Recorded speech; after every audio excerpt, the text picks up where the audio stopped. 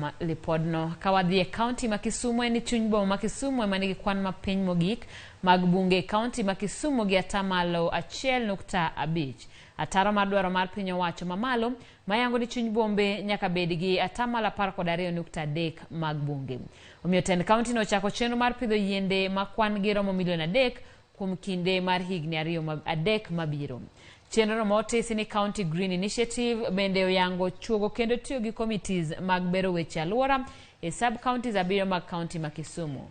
Kotwak e nyasi mar pidho yiende madirom 1,500, Gavana ma Kisumu Ngire Anyang' Nyong'o ne oyango tarik 10 mar dwe ka dwe kaka odiochieng' pidho yien e kind jodak duto manie chuny bomano. I'm a proud ambassador because I have been able to donate and plant over 5,000 trees.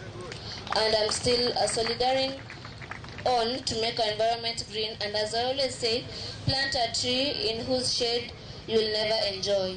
The Mamboleo and the other nurseries that we are coming up, 3 million seedlings, we cannot do it alone.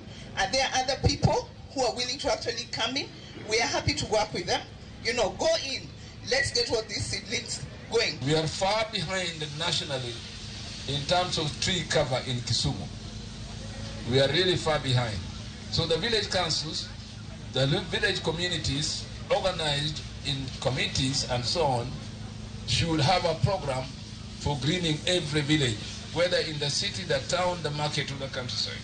To realize the target of planting the 3 million trees under the City Greening Initiative, setting aside 10th of every month as Kisumu City Tree Planting Day for all residents within the city. The 10th of every month will be the day when all residents in Kisumu City and therefore eventually also in Kisumu County to plant trees.